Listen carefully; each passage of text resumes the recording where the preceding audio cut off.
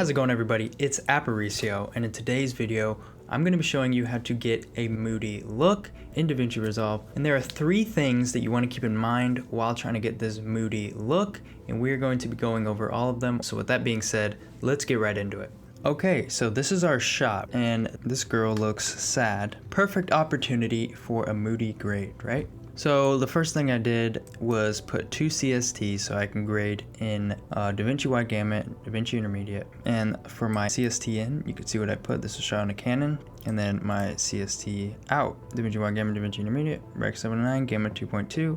Alright, so the first thing I'm going to adjust is the exposure, which is very important when trying to achieve this look. Obviously we want all the exposure down a bit, especially the highlights, okay? We don't want any highlights blasting through the scene, typically. Let's just go to HDR, and I'm gonna go to my global exposure, and I'm just gonna lower the overall look of this. And as you can see, not a lot of contrast, still looks pretty flat, so we'll go into primary wheels and fix that up a bit. Right here, lift gamma gain, we'll start with the lift, we'll bring it down. Okay, we'll bring that gamma up, and we'll lift the gain slightly. Alright, so the next thing you want to do is balance. Obviously, this doesn't have to do with mood, this is just something you're going to want to do. So it's sitting just a little too warm, so I'm going to bring it until it looks pretty neutral, and I think this is good. Let's go on to the next one, and let's do something about this contrast issue, right? It's a little ugh. So we're gonna go to waveform to see what we're doing. So you're just gonna make sure that your editable splines are, is checked. And I'm gonna start with the shadows. I'll bring it up a little bit, and then I'm gonna pull this arm down and then drag it across like that, and then bring this up. All right, and then we'll go to the highlights, and we gotta lift everything up just so it can breathe a bit. And let's over exaggerate it, and then we'll bring this down. And I'd say for your highest highlights, don't go past 896 here on the waveform.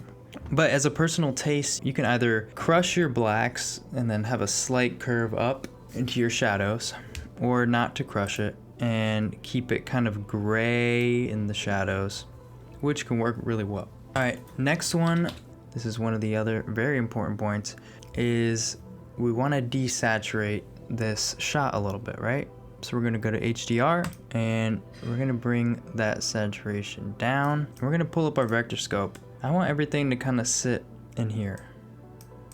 So I'm going to bring it down till it's pretty desaturated, till we could kind of feel that mood, okay? I'm just going to come back to contrast and put the contrast up a little bit here in the primary color wheels. All right, now I'm going to grab a power window.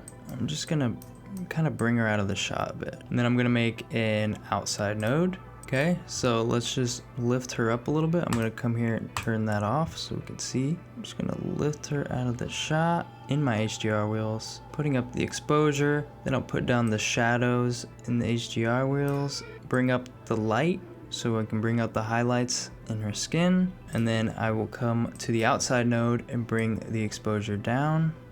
I'll pull up the highlights a little bit so it doesn't seem unnatural, bring the windows back to a neutral spot, and there we go. I think we kind of created some depth, but we're not trying to do too much here. We need it to feel moody, not super poppy.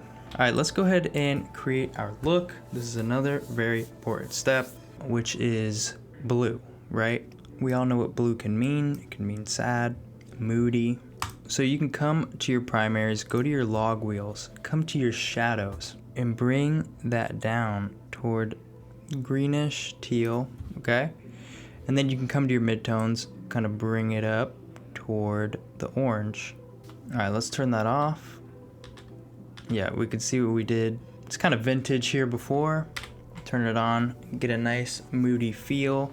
I'm gonna go in my custom curves, and I'm just gonna make a final adjustment with an S curve.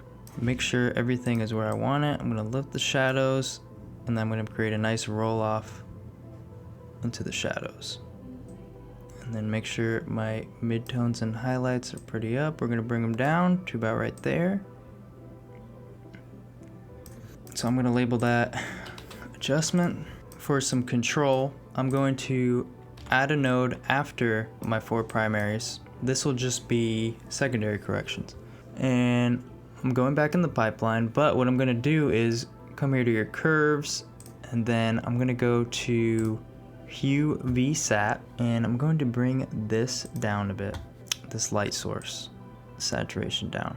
I don't want this to get too poppy. I'll label that light saturation, and I'll do Alt P or add a parallel, and I'm gonna label it skin, and I'm going to bring her skin tone, I'm gonna highlight it, I'm gonna bring it more toward, get some red out of there, it's a little too red. I want this to be stylized a little bit, bring that down, and if we look at it, there is obviously more to be done, but I believe this is a really great foundation for a moody look that makes you feel a certain way.